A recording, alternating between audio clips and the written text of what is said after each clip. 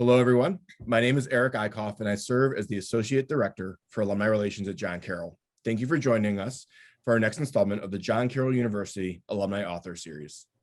The Alumni Author Series was launched in November of 2020 as a way to promote those who highlight those who have written books, articles, poems, screenplays, and other written works within our John Carroll University community.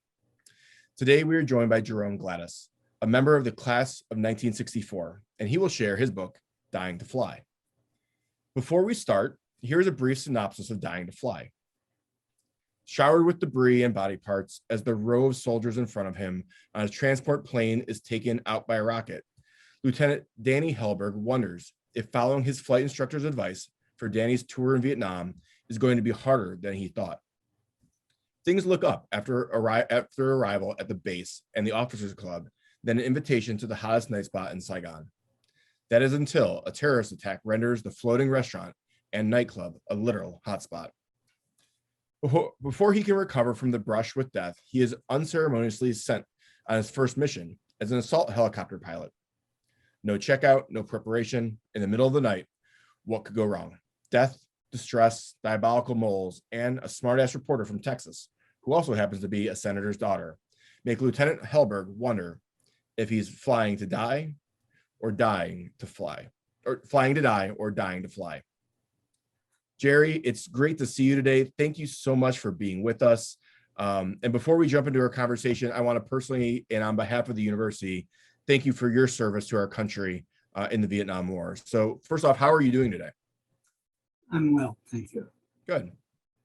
It's fun when someone says, thank you for your service. Usually I choke up really. Well, it is truly appreciated, especially as we just celebrated Memorial Day and we look forward to honoring our vets at Veterans Day. So again, thank you again. So the first question I had, and we're going to talk on a couple of different topics. What inspired you to write Dying to Fly? And then, did you always know you wanted to write a book about the Vietnam War? What inspired me to fly? What inspired me to fly was, I'm sorry? To write. Is the fact that I had some really tough experiences. I had a lot of hours, in that time, 1,200. I'm off. 1,200 hours in combat. And registered. We had every time we flew, we registered what we did on the 214 phone, and that's how we know how many we got at the end. And in the midst of that, there was some hair-raising stuff, and I said, my gosh, I was so lucky to survive all that stuff, and I think it would make good reading. So that's how I got the book. Okay. And and it really happened. The whole thing came in first gear. I was in the, I left the military in 3 years, and I got my first job was at General Dynamics, who was making the F-135. They making fighters and bombers for the military. And I was calling on a client, and I came out, and next door there was another office. This was in Dallas, and it was for writers. And I said, oh, look at that. That's what I need. I want to get somebody to write this book. And so I went in there and I said, hey, can you give me a ghostwriter? And this little lady who was running the book, she said, what the hell are you doing that for? You're a smart guy. You went to school. You got the university. You went through university and you went to Vietnam. You learned how to fly. You're a smart guy. Why don't you write it yourself? And there I was there, and I said, holy mackerel. why not? So that's what's there. Wow. And in the first, oh yeah, they also had a course that they were offering, a 2-week course. If you want to publish your book, take this course, you know. Okay. And so I said, hey, sign me up, baby. And I did it. Took 2 weeks off work and went and did it. And then after the first 3 months after that, I got 40,000 words written. That's impressive. I was going like a monster. Anyway, but then it all changed because I left the company I was with, and I was starting my own business. Okay. You know, and you know, when you start your own business, it's never as easy as you thought it was going in. And so we did that. And my first office was in the basement of a haunted house in Fort Worth. Hey, how about that? In old Fort Worth. That means it was an old monster. Yeah. Anyway, and then after, as soon as I could, get a little bit more, I bought my own building and had been there ever since. Anyway, so that's the way it worked. And in all honesty, the first 10 years after I started, I didn't write a word because I didn't have time. You know, you gotta make it. You gotta do what you gotta do. Yep. When you gotta do it, and use all the money you got to do it. You know, and that's what I did. Okay. So then really I started doing that again, and that was about 87. And so about 2005 or 6 is when I started cut. Well, 8. Okay. So you really kind of had 2 chunks of writing, the beginning and then kind of putting it down and picking it back up. Yeah. Yeah. And it's all worthwhile because it's an experience. Mm-hmm. I can tell you, after I got the whole book done, we were going through it and in various chapters. And I had to rewrite a lot of stuff a couple of times. That's why it wasn't really good to go until 15. Okay. Anyway, I'd be going and there's one other thing that happened. I fell off a ladder. One of these ladders outside. Uh-huh. And we had a number of flights where you can go from first to second. Fell off a ladder. And that was a game-changing accident. And again, I survived it, just like I survived Vietnam. And survived this thing. And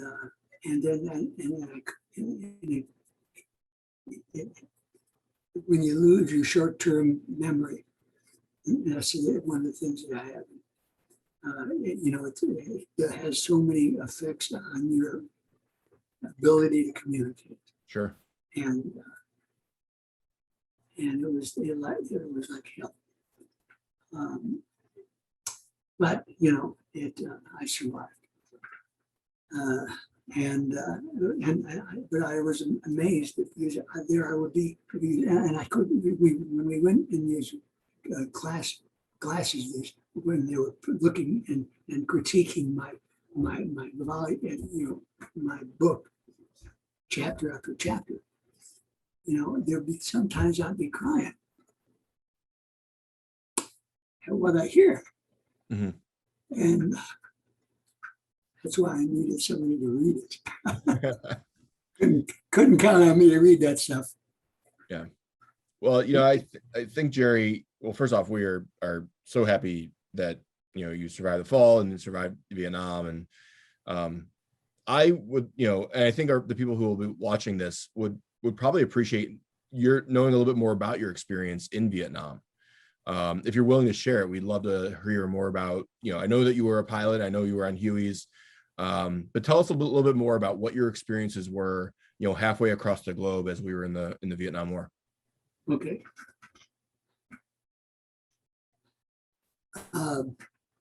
There's so many.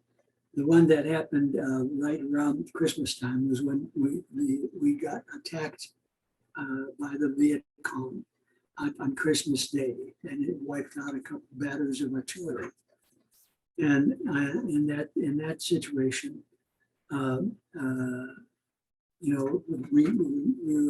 we put out a lot of our troops to try to catch the guys that did this raid when we were not supposed to be doing it, and we were trying to block them off. And then the guys that we put out there, sometimes the Viet Cong would come, get all together and rush our guys, and it was just a zoo like that. And we couldn't catch them. We really did you ever play with mercury? You put it on the ground and it goes a million places and it comes back when it gets together. Yep.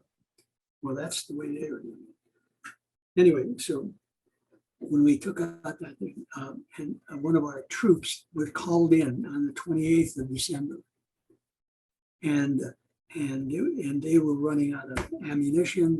They didn't have any food. They had wounded people, and there's only a few of them left. So our company was assigned to them. That was the interesting thing about it. When I was in Vietnam, the 1st Cavalry Division, the way they arranged this is we had a unit that we would be working with, of grunts, infantry, and we in our company I moved 16 times in that year, 16 times, and I never once dug a foxhole, and I didn't have to reset, set the tendons. So, I mean, it was just amazing. I'm lost. What happened on that day in the 20th of December, one of the blocking companies, a platoon of infantry people was set out, and they got swamped again, and that's when they called us, and we started. We sent it. This was in the middle of the night, so we sent one ship out. He couldn't make it. Came back. Another ship tried. He went out and he lost. Couldn't make it. And by this time, these guys were, how would you like to be? The last two things of your existence couldn't make it. Right, yeah. Anyway. So we were the last of the ones. So it was the company commander, and he asked me to join him, and that's how we did it. And the interesting way I did it is, I said, "Now, why do these other guys fly?" And they said, "Well, they can't get over the mountains." It was tremendous rain. It was the rainy season, and so our guys. When you fly a helicopter, shortest distance is a straight line. So you just go that way. If you have to go real high to get that straight line, you get it. Anyway, and these guys were continuing to fall. So I said, why fly? So what I did was, and I got a map of it, there was a road that went, and it was 57 kilometers to get on the road from where we were to where the guys were being attacked. And I hovered the whole way. Oh. Now, hovered means not 80 miles an hour, not 50 miles an hour, but about 5 miles an hour, if you're lucky. And sometimes we were not lucky because I ran into a acute, we also had fog to go through. and rain. You know, it was the worst of everything. And to stop our guys from getting through, it had to be the worst. Anyway, and so the fog would clear.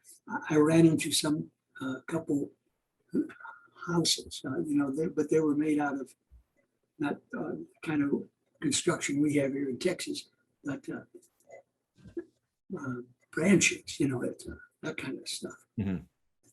And I went through a couple roofs, and lucky it didn't crash. Yeah. I didn't crash as a result of it. But anyway, we made the whole thing. And then you go there and you pick up the wounded and you give them all the ammunition and food. And then you got to hover all the way back. Sure, So yeah. this is, and then as soon as I got back, they came and they said, another group is crying for you. Can you go again? So we did the whole thing again. Wow. And this was L.Z. Bird. And there's a book about L.Z. Bird that's been published Okay. as well. So it's a very interesting book. And that was written from the viewpoint of the second lieutenant who ran the company. So with your book, and obviously you had, I know it was just one of your experiences in Vietnam. How closely does Dying to Fly, how much did you pull from your own personal experiences to write Dying to Fly? Is there a lot of you in the book, or your experience in the book?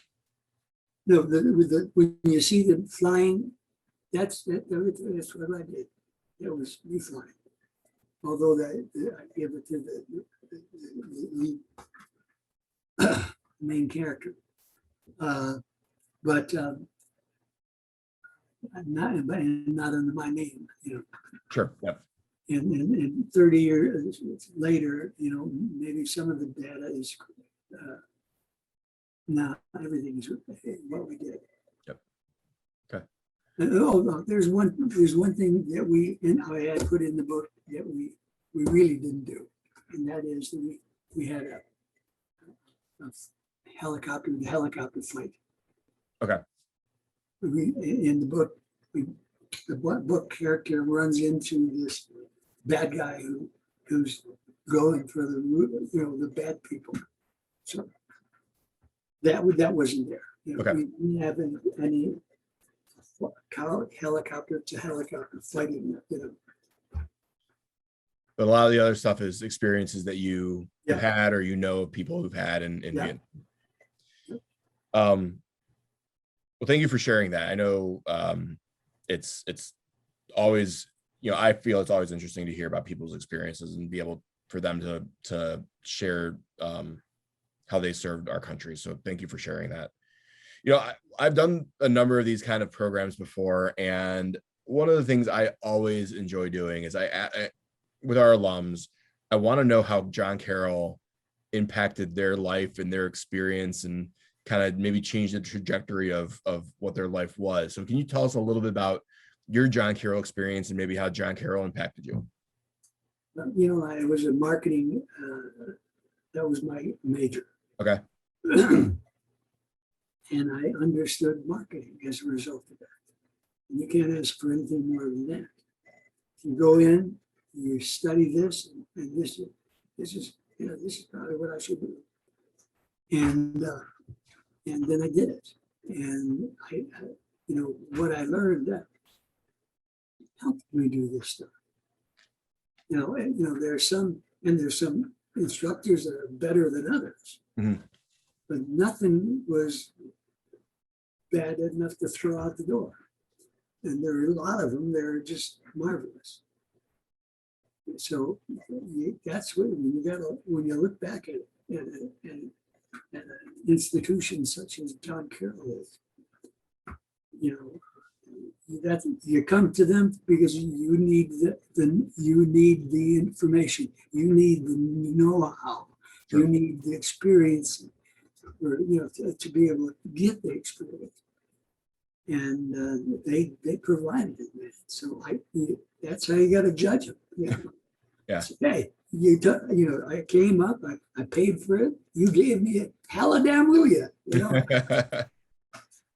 I know before we were like just chatting and before we started recording, you were kind enough to show me your medals and you showed me your Pershing rifle and your ROTC patch.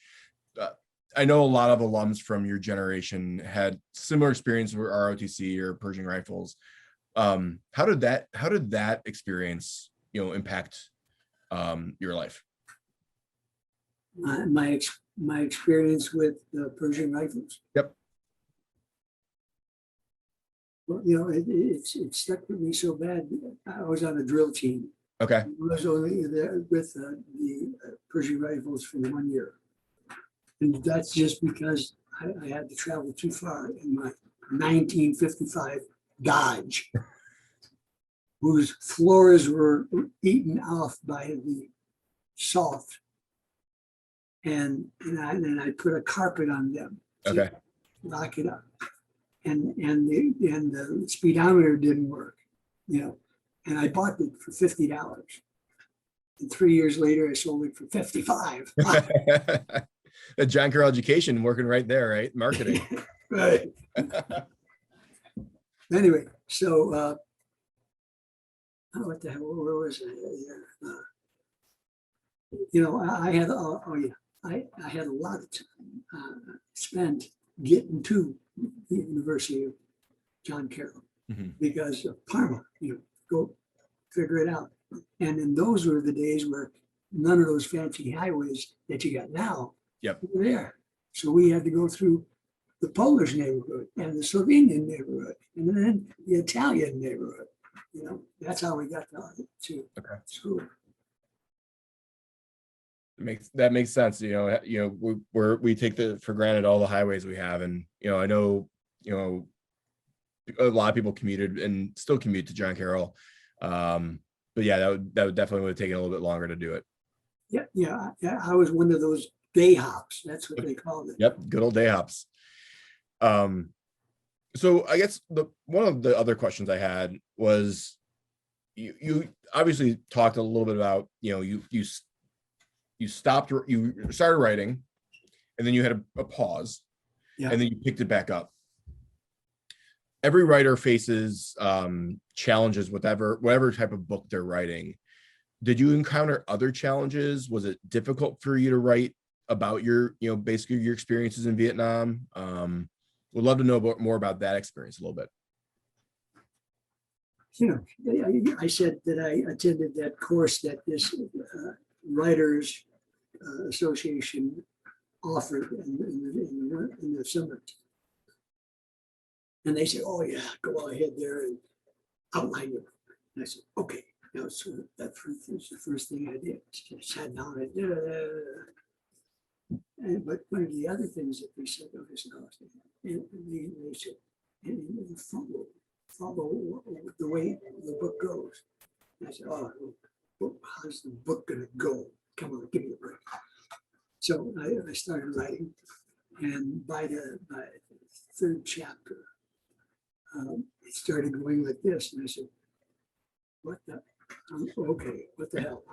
Go that way." Sure. And that's what I did. I just started going that way. I went that way, and I made them up and put them down, and it worked perfect with some of the stuff that I would pull out and talk about. So, that's showed how I wrote the book, and when I would sit down, sometimes I'd sit down and I'd just watch my hand go, and I said, "No kidding, that's a great idea." Boom. Yep. So it really was kind of like inspiration kind of hit you sometimes and just kind of went with it. Bang, yeah. Well, that's pretty awesome. Well, Jerry, again, I am so thankful that you wrote the book. And I don't know if you want to share anything else that maybe we haven't discussed about Dying to Fly yet, but I'd love to, hear in your own words a little bit more about it, or if there's an anecdote you wanted to share about it before we wrap up the program. a million, let's see, not quite a million. Oh, here's. And this is not makeup. This is real. What happened? We, the First Cavalry Division took good care of their soldiers. I mean, there were some crazy things about the problems with soldiers. We never had problems with our soldiers. These were in the cab. In the cab, I mean, it was great. It was a wonderful place to be. And I mean, they were the first guys to do air assaults, you know, Yeah. and some of them, they were screwed up because, you know, here's a simple, you see stories where people are coming in right on the treetop level, you know. So that's how we started going. Our combat assaults were to treetop level and then right on the ground. We got our ass shot off. And that's not the way it worked. Mhm. But when I got there, we were just stopping that and going into one that made sense. So we'd come in at about 1,500 feet. Okay. You know, you can't hit a guy real easy at 1,500 feet. And then we came in from that point, but the whole combat assault was just like a symphony, because what happened was we would have the artillery, or maybe it's the Air Force, or maybe it's the bombing, soften up the area. Okay. You know? Okay, and then they softened it up, and as soon as they collect that is when we appear from our 1,500 feet level and start coming down. And then our gunships come and escort us all the way down. Each slick of helicopter only had 2 machine guns. I say only, and and we had lots of bullets from them. But that's nothing compared to what the gunships can do, because they had four machine guns, they had 2 pods of rockets, and they had guys with a chip on their shoulder, you know. Yep. Anyway, that's a beautiful mix. But anyway, so it was like a symphony. We were way out here, and we were softening it up with the artillery and the stuff, and we're getting closer. And then all of a sudden, we come at 1,500 feet, and we start coming in, and then the gunships precede us, so that when we land, the gunships are there, and they're keeping the guys' heads down. Sure, yeah. You know, it was just a beautiful, if it worked for us, and it did for us. And then we hit the ground, and the guys inside, you know, they couldn't. They said, "Oh boy, well, look at this! Could you get me on a spot?" They jumped out of that plane like it was like they were being chased. Yeah. And we were never, you know, if we spent this would be a ship that would land and take off, and in that few seconds, it's assholes and elbows we saw. They just got out. Yep. And that it's beautiful, but you know, but think about it. It is like a symphony, and because we took out, and then the gunships that they escorted us in, they stopped shooting, and our guys started shooting. Each a gunner and a crew chief we had. Those guys that operated the machine guns. Anyway, the gunships have been making a turnaround. And then these guys, our guys would shoot when we were on the ground and when we were trying to get up. And then the gunships would come and get us again and escort us to that. Okay. And it's wonderful to see that. And it's wonderful to plan it. And it works. I mean, you have to think about, you often think about the battle for, when you think of war or conflict, you don't often think about the planning and, the contingency plans and how you execute those things. And you can clearly, just by telling that story, think about all the different things that had to go into just that one operation to make it successful. So Yeah. that's pretty remarkable. And you're using symphony as an analogy. It makes a lot of sense. Like all of these parts have to work in concert together, right? Yeah, or you're dead. Yeah. Well, Jerry, again, thank you so much for spending a little bit of your day today with us. Again, on behalf of the university and myself and my family, really just are grateful for your service. I personally don't think we say it enough to our veterans. So thank you. And we appreciate your willingness to speak with us about your experiences and dying to fly. So thank you. You bet. It's my pleasure. Before we close, I want to let you all know of how you can engage with some of our other programs. We have a number of other types of programs like the Alumni Author Series, our JCU Junior program for kids, and our Alumni Continuing Education Series. You can learn more about all of these at jcu.edu/alumni. Additionally, we invite you to view recordings of all programs at the JCU Alumni Association YouTube channel. You can search JCU Alumni on YouTube and find all of our offerings. And finally, please consider a charitable gift to John Carroll in support of our students, our faculty, and our entire campus community. If you've already made a gift this year, thank you for your generosity.